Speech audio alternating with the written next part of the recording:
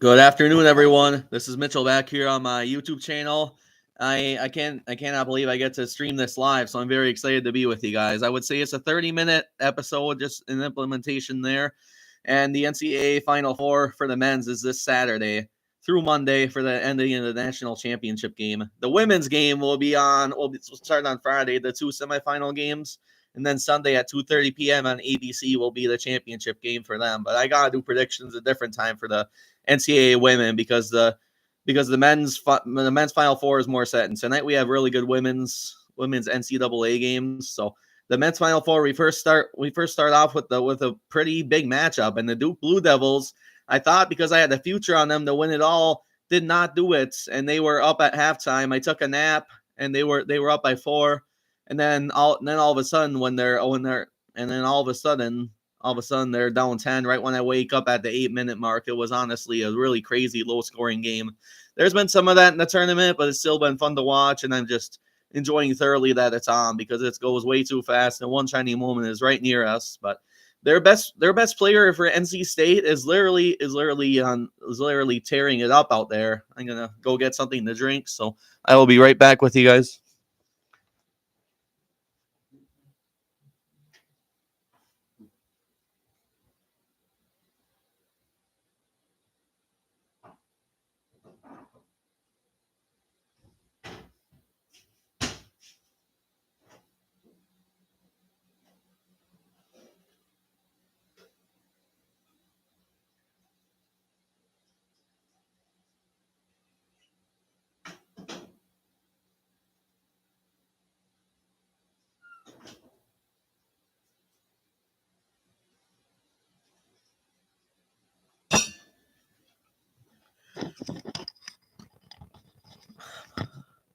Yeah, excuse me. I just needed some water. It's kind of cold here in Wisconsin, but we'll take this very very mild winter over what we've usually had. But I just needed to do it that way. So we first.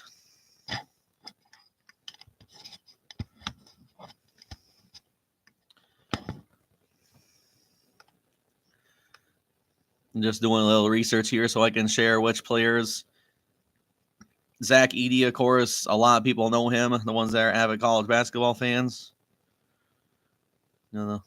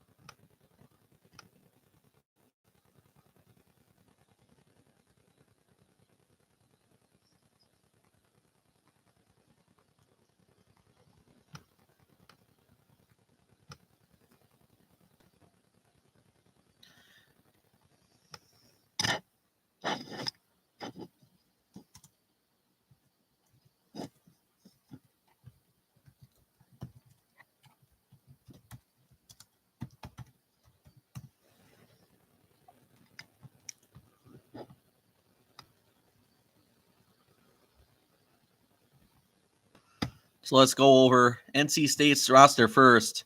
He's one of my favorite players in college basketball. So underrated right now. DJ Moore. He literally tore it up last night. He had 25 plus points, and he has a lot of athleticism to them.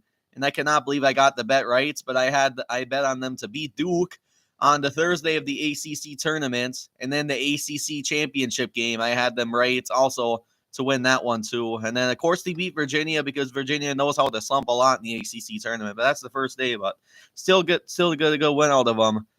And then we're kind of looking at the lineup. There's not many seniors, so they're gonna have a big future no matter what they win this game or not. And then DJ Burns, which is a standout in college basketball right now. He is a 6'9". He's only a freshman. That shows, I think, a lot of these NC State players compared to the Duke or Kentucky's can say all 4 years, but based on what they did and based on what their coach has done, their coaching staff is really phenomenal. And for them to come back from down at halftime and they're up 10 against Duke, I did have Duke as a future $12 to win 144 at our local casino in Green Bay, as I mentioned earlier, but that did not happen. but DJ Burns versus Zach Edey is going to be a really, really big matchup. And I think it's going to be very low scoring, 69-65. I'm predicting NC State, and Purdue did get it done in March no matter what happens. They represented the Big Ten well. Zach Edey's squat was really big, and Matt Painter finally has his Final Four appearance for the first time since 1980. I think it's gonna say a lot if NC State wins, and it does already that they beat Duke and they beat some very tough squads and they beat Texas Tech, and I had NC State and all my brackets to win at least the first round, so I can feel proud that I had them there. I had all 11 seeds right besides Oregon, so that was pretty big, including Duquesne. And then let's look at the starting lineup for Purdue to go over a couple other players besides Zach Edey.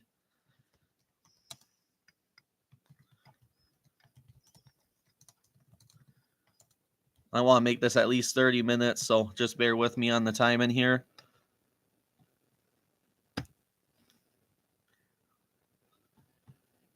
And Zach Edey had a career high 41 points. And then the fact Kenny the Jet Smith said that Edey was never uncomfortable all day, but yet Rick Barnes and Tennessee stayed with it. Their top scorer had 39 points for Tennessee. That was definitely crazy. That was definitely crazy and saying that had to happen. That was definitely crazy that had to happen. Just due to that, just due to the fact that Tennessee was very ready for him. But then Purdue is a tempo team, and Tennessee's a good shooting team. But Purdue has the full tempo this year.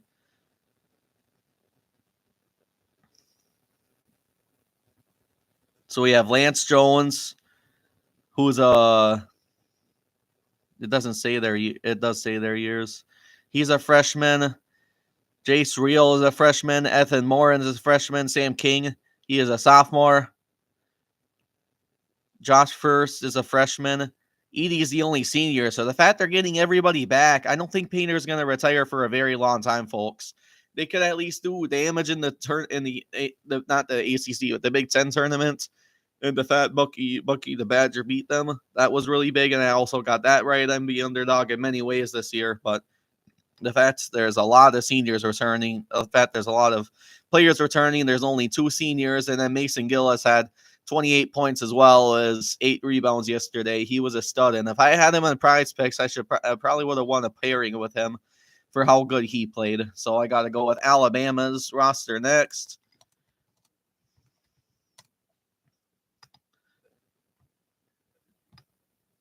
And then I'm usually not Alabama for college football, but I'm all over them for college basketball. Just because Nate Oates, their coach, I found out Brian Anderson, who announced both their games Thursday and Saturday, that Nate Oates is a Wisconsin native in Watertown. So that is unreal that he had the opportunity as a Milwaukee Brewers announcer to call a historic moment. And Alabama it made the first Final Four in school history between them and Clemson, which is usually a big college football national championship game, and they're both powerhouse college football schools. It just shows that the tournament brings a lot of magic. So I gotta go with their players here. Grant Nelson is a senior. Rylan Griffin is a sophomore. So a lot are young. Mohamed Dubé is a freshman. Mohamed Wagner is a senior, right still junior. Senior for Nick Pringle. Freshman for Sam Walters, which he had a very smooth shot. Senior for Max Sconey. So they're actually kind of the older teams, and they have a lot of guys that don't declare. So that's very big. And then Mark Sears is very good, and he was a great player to watch in the Elite Eight. His shot and stroke, he pretty much made 2-pointers, but then the one that really did it was Grant Nelson also was good, but he was a good post player, but who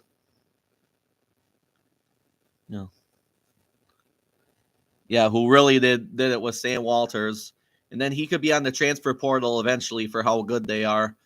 And I went over all the Final Four teams, and then I'll go very quick with UConn because they are the favorites to win it all for at least the men, and the women still could. Women's for UConn could still win it all.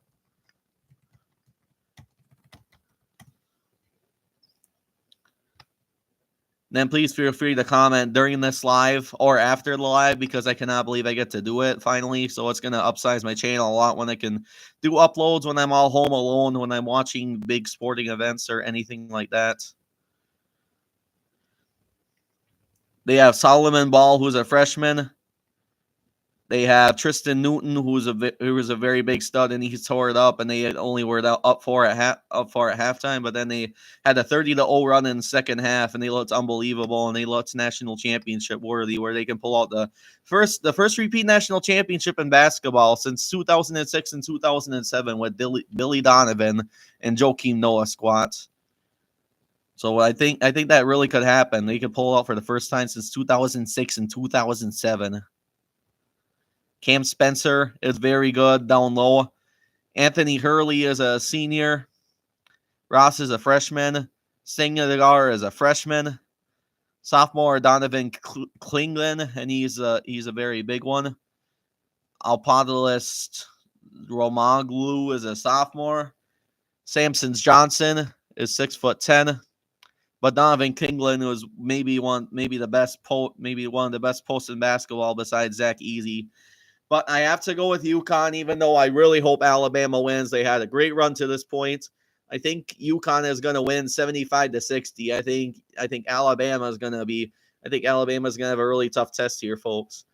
So I think 75-60 UConn will win, but they'll keep it close. But my prediction will be 4 points at halftime, just like when Illinois and Terrence Shannon and Brad and Underwood squad fought really well with them.